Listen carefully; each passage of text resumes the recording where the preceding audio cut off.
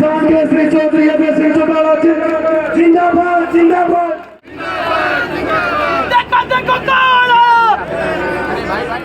के मसीहा इलाहाबाद से विधायक और भावी हजारों ट्रैक्टर थे, लाखों किसान ट्रैक्टरों पे सवार होकर के दिल्ली के अंदर तिरंगा यात्रा निकाल रहे थे। मैं भी उस तिरंगा यात्रा में शामिल हुआ था। जब तिरंगा यात्रा लेकर के दिल्ली में गए थे तो दिल्ली के लोगों के अंदर सरकार ने इस तरह का माहौल पैदा करने का प्रयास किया, इस तरह के डर और भय पैदा करने की कोशिश करी। दिल्ली के लोगों से कहा गया कि अगर किसान दिल्ली में आ गया तो दिल्ली को लूट करके ले जाएगा। लेकिन जब हम दिल्ली पहुंचे तो दिल्ली के लोगों ने उस किसान की तिरंगा यात्रा का स्वागत किया, अभिनंदन किया, जहां फूल बरसाए, मिठाइयां बांटी, जगह जगह पे लंगर का आयोजन करके तिरंगा यात्रा में चलने वाले किसान को खाने का प्रबंध भी करके दिया। शाम होते होते जब देश के प्रधानमंत्री को लगा कि दिल्ली के लोग भी किसान के साथ खड़े हो गए, आखिर एक षड्यंत्र रचा गया उस आंदोलन को कमजोर करने के लिए। केंद्र की सरकार ने रेडियो पे, टेलीविजन के ऊपर अफवाह फैलाई, खबर कराई कि तिरंगा यात्रा में जहां किसान आया था, किसान के साथ उग्रवादी आए, अलगाववादी आए, खालिस्तानी आए, जिन्होंने जाकर के लाल किले के ऊपर कब्जा कर लिया और खालिस्तान का झंडा फहरा करके हमारे तिरंगे का अपमान करने का काम किया। इस तरह की अफवाह फैला करके आंदोलन को कमजोर करना चाहते थे, तोड़ना चाहते थे। जब शाम को इस तरह की खबरें चली, मेरे पास बहुत सारे हरियाणा प्रदेश के दूसरे प्रदेशों के राजनीतिक लोगों के जो उस आंदोलन में कहीं ना कहीं प्रधानमंत्री की मदद में लगे हुए थे, उनके फोन आए, मुझे कहने लगे कि अब सिंह अब इस्तीफा देने से कोई फायदा नहीं होगा, आंदोलन खत्म हो जाएगा, आंदोलन टूट जाएगा, लोग घरों को वापिस जा रहे हैं। मुझे जो फोन कर रहे थे, मैंने उनको कहा कि अगर आपके किसान के घर में पैदा हुए हो, अगर आप किसान का वोट देकर के विधानसभा लोकसभा के सदस्य बने हो, तो आप लोगों की भी जिम्मेवारी बनती है कि आप भी मेरे तरह विधानसभा और लोकसभा से इस्तीफा देकर के इन किसानों के साथ आकर के बैठ करके इनकी लड़ाई लड़ने का काम करो। मैंने कहा, मैंने किसानों के बीच में वायदा किया, मैं 27 तारीख को जाऊंगा, अपना इस्तीफा देकर के किसानों के बीच में आकर के बैठ जाऊंगा। मैंने 27 को इस्तीफा दिया। इस्तीफा देकर के मैं उस किसान आंदोलन में जाकर के टीकरी के बॉर्डर पे लोगों के बीच में बैठ गया। इस आंदोलन को खत्म करने का षड्यंत्र रचा जा रहा था, वो आंदोलन और ज्यादा मजबूत हो गया। आखिर देश के प्रधानमंत्री को ये बात समझ में आ गई कि किसान जो आंदोलन कर रहा है उसे किसी भी चीज की परवाह नहीं है। 750 से ज्यादा देश के किसानों ने जहां वहां बैठ करके शहादत दी, उस आंदोलन को ताकत दी। आखिर प्रधानमंत्री को माफी मांगनी पड़ी और माफी मांग करके ये कह करके आंदोलन समाप्त करवाया कि मैं एमएसपी का कानून बना दूंगा। हैरानी की बात है, आज तक एमएसपी का कानून नहीं है। अगर एमएसपी का कानून होता तो फिर किसान को उसकी फसल के दाम ज्यादा मिलते। आज जब महंगाई बढ़ा दी, किसान की फसल के दाम घटा दिए, बेरोजगारी बढ़ा दी, भ्रष्टाचार बढ़ा दिया, वहीं उसके साथ साथ नशा और अपराध बढ़ा दिया। आज चुने हुए सरपंच जो हैं, आज सरकार उनको भी अपमानित करने का काम करती है। तुम्हारे गांव का सरपंच कृष्ण मेरे साथ बैठा, मैंने इससे पूछा कि सिस्टम का कोई ग्रांट मिली कि नहीं मिली, कहने लगा कोई ग्रांट नहीं मिली। मैंने इसको कहा चंडीगढ़ में गया था कि नहीं गया था ग्रांट लेने के लिए, कहने लगा गया था, कुछ ग्रांट चंडीगढ़ वाली मेरा बात आई, ठीक है। बजाय इनको ग्रांट देने के इन पे लाठीचार्ज किया, इन्हें चोर और बेईमान कह करके अपमानित किया। एक वक्त याद करो साथियों, श्री ओम प्रकाश चौटाला जी का था, जब चौटाला साहब मुख्यमंत्री थे, सरकार आपके द्वारा कार्यक्रम लाया करते थे, गांव की पंचायत की तरफ से मांग रखी जाती थी, गांव की पंचायत की तरफ से मांग रखी जाती थी और चौटाला साहब जहाँ लाखों रुपए आप मांग के रूप में रखते थे, करोड़ों रुपए ग्रांट के देकर के गांव का विकास कराने का काम करते थे। जहाँ करोड़ों करोड़ों रुपए में विकास कराया, आज की सरकार से किसान दुखी है, आज की सरकार से मजदूर, व्यापारी, कर्मचारी दुखी है। आज की सरकार को ये माताएं बहनें भी बदलना चाहती है। आज इस सरकार ने इस किस्म के फैसले ले रखे हैं जिससे आम आदमी दुखी और परेशान होता है। मुख्यमंत्री ने पर्सनल फैसला लिया है, कहता है हम किसान अगर खाद देने जाएगा तो उसको पोर्टल के ऊपर लिख करके देना होगा खाद किस काम के लिए चाहिए। इतने सारे पोर्टल बना दिए कि हर वक्त किसान के सामने, गांव में रहने वाले व्यक्ति के सामने, हरियाणा प्रदेश के हर युवा के सामने दिक्कत और कठिनाई है। मुझे लगता है मुख्यमंत्री को किसी ने ये समझा दिया कि आप एक ऐसा पोर्टल भी बनाओ कि कोई भी आदमी खाना खाएगा पहले पोर्टल पे बताना पड़ेगा कि मैं खाना खाने जा रहा हूँ। इस तरह का निर्णय लेकर के भी हमें परेशान कर सकता है। इतने कार्ड बना दिए जिसकी वजह से लोगों के बीच में परेशानी है। ये भाजपा वाले कहते थे कि हमारी सरकार बनने के बाद हर घर से एक आदमी को काम दे देंगे। आज मैं आपके बीच में 2400 किलोमीटर से ज्यादा का सफर तय करके आया हूँ। हर रोज 20 किलोमीटर चलते हैं, रास्ते में 10-12 जितने भी गांव आते हैं सब गांव के लोगों से मिलते हैं, लोगों की समस्याएं पूछते हैं, जानते हैं, वही इनकी पोल खोलने का काम करते हैं कि किस तरह से प्रदेश को आज बीजेपी के लोग लूटने में लगे हुए हैं। आज किस तरह के हालात प्रदेश में पैदा कर रखे हैं, किस तरह से लोगों के सामने दिक्कत और कठिनाई खड़ी कर रखी है।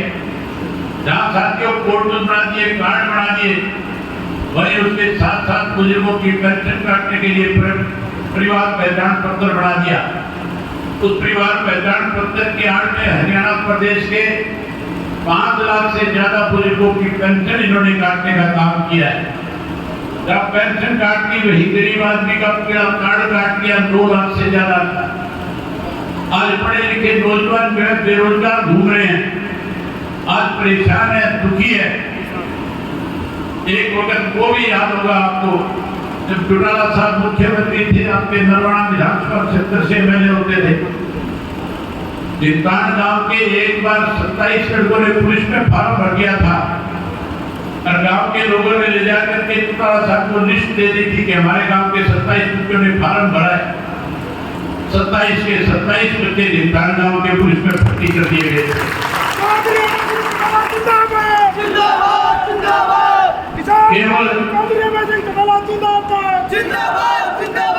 केवल 27 की भर्ती नहीं, अकेले धिकान गांव से 170 पढ़े लिखे नौजवान लड़के और लड़कियों को रोजगार और नौकरी देने का काम किया था। जहाँ इतने बच्चों को लगाया था उस वक्त ये खुली छूट भी देती थी गांव को कि गांव में अगर और भी कोई पढ़ा लिखा है तो उसको भी ले आओ। आपके गांव में पढ़ा लिखा बच्चा नहीं, रिश्तेदारों को ले आए।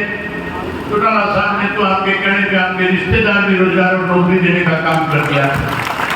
लाके थे नहीं, लाके थे थारे रिश्तेदार भी लोग थे, लाके थे। आने वाले समय में फिर सरकार बना लो। जब सरकार बनाओगे अब जितने भी पढ़े लिखे गांव के लड़के और लड़की हैं, सरकार बनने के बाद हर पढ़े लिखे नौजवान को सरकारी नौकरी और रोजगार देने का काम करेंगे।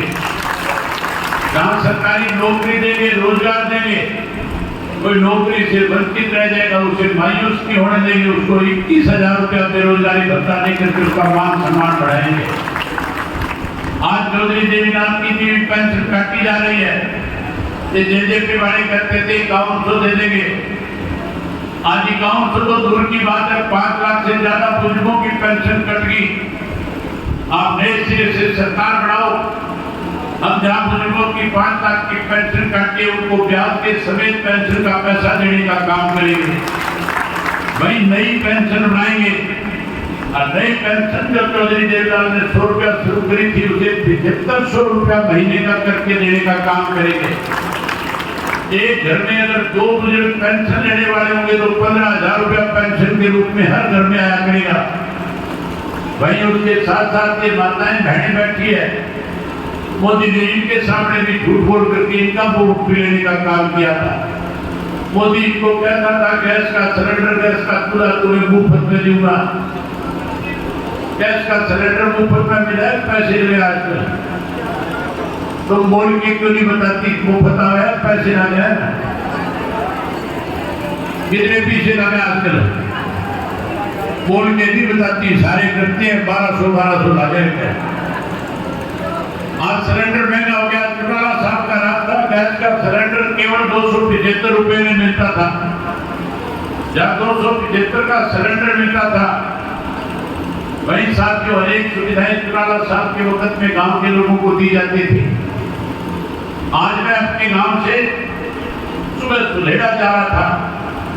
हैरानी की बात है, सुलेड़ा वाली सड़क के ऊपर नीले गड्ढे थे, चलने लायक सड़क नहीं थी। मैंने पूछा ये सड़क बड़ी कब थी, तो कहने लगे चौटाला साहब जो मुख्यमंत्री थे तब बनाई गई थी। आप फिर से राज बना लो इसी तरह की, जैसे पुरानी पहले जैसे सड़कें बनाई थी, स्कूल अपग्रेड किए थे, बिजली घर बनाए थे, पीने के पानी के लिए वाटर वर्क बनाए थे, उसी तरह की सुख सुविधाएं फिर से आपके गांव को देने का काम करेंगे। वही माताओं और बहनों को मोदी ने तो गैस का सिलेंडर नहीं दिया। आप राज बढ़ाओ, हर घर में महीने की पहली तारीख को सरकार की तरफ से एक गैस का सिलेंडर आपके घर मुफ्त आया करेगा। जहाँ गैस का सिलेंडर आपको मुफ्त देंगे, वहीं उसके साथ साथ 1100 रुपए आपको लूण मिर्च के भेजूंगा ताकि रसोई का कलेश कर दे। वहीं उसके साथ सरकार बनने के बाद फिर से सरकार आपके द्वारा कार्यक्रम लगाएंगे। साथ ही ये परिवर्तन जो है घर बैठे बैठे जा सकते हो, गांव में बैठे बैठे कर सकते हो, टेलीफोन पे परिवर्तन कर सकते हो, बाजार से सामान खरीदते हुए परिवर्तन कर सकते हो, एक दूसरे के घर में जाते हुए परिवर्तन कर सकते हो, रिश्तेदार से मिलते हुए परिवर्तन कर सकते हो। केवल और केवल एक काम करना शुरू कर दो, तब सुबह सुबह उठ करके अपने से बड़ों को राम राम करते हो, मान सम्मान देते हो, एक दूसरे से मिलते हो, बातचीत करते हो, तब कहना शुरू कर दो परिवर्तन करो। क्या कहना शुरू करोगे? निपटान के बाद तो चंडीगढ़ तक जानी चाहिए। क्या कहना शुरू करोगे? परिवर्तन करो। और जब कोई कांग्रेसी मिल जाए और कोई बीजेपी वाला मिल जाए, जेजेपी का तो क्लेश कर क्या कर रही है, छोटी मोटी काम होगी कि नहीं होगी? खत्म बोल के बताओ मुझे, खत्म होगी कि नहीं होगी? बिल्कुल खत्म होगी। जहाँ जेजेपी खत्म होगी, कोई एक आधा आज भी रह रहा है, उसको ये समझाओ कि तुम 3 पीढ़ी से चौधरी देवदास की नीतियों में विश्वास रखने वाला था। तेरे को चौटाला साहब के राज में बड़ा मान और सम्मान मिला था। से फिर से इंडियन नेशनल पार्टी के साथ खड़ा हो जा, फिर वही मान सम्मान देंगे, तेरे पढ़े लिखे बच्चों को रोजगार और नौकरी देने का काम करेंगे। जहाँ मान सम्मान देंगे, वही साथियों कांग्रेसी मिले, बीजेपी वाला मिले, उसको मिलने पे 3 बार कहो परिवर्तन करो, परिवर्तन करो, परिवर्तन करो। दिन में 50-100 बार जब भी मिले, हर बार 3-3 बार यही बात कहो। जब आप उसको 50-100 बार ये बात कहोगे तो इतना परेशान हो जाएगा कि घर जाकर के घरवाली से ये नहीं कहेगा कि रोटी बना दे, चाय बना दे।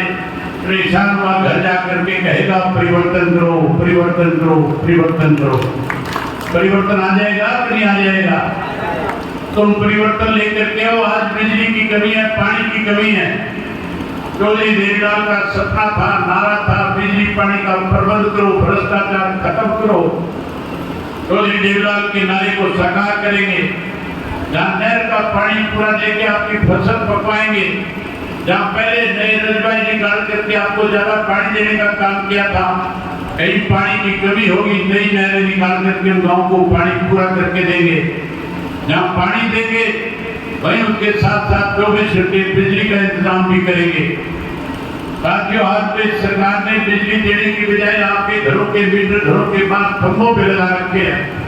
ऐसे मीटर लगा रखे हैं जो बिजली से नहीं धूप से चलते हैं। जिनका बिल 500-700 आया करता था, 5-5 हजार रुपए बिजली का बिल आने लग गया। अब राज बना दो, जो बात खंभों पे लगाए हुए मीटर सारी पाड़ करके जोड़ में फेंक दूंगा। जहाँ मीटर पाड़ करके जोड़ में फेंकेंगे, वहीं उसके साथ साथ ऐसे मीटर आपके घरों में जाकर के लगाऊंगा कि जिसकी गिरानी 500 पे आके अपने आप पहुंचेगी, उससे ज्यादा बिल नहीं आएगा। जहाँ ये काम करेंगे, वहीं मुझे अभी बता रहे थे कि दिलदार गांव की आबादी बढ़ती जा रही है। यहाँ लोगों की डिमांड है, आप लोगों ने जो भी कोई डिमांड चौधरी ओम प्रकाश चौटाला साहब ने कभी भी रखी, चौटाला साहब ने हंस करके आपकी डिमांड को पूरा करने का काम किया था। कभी आपको मायूस नहीं होने दिया था, उदास नहीं होने दिया था।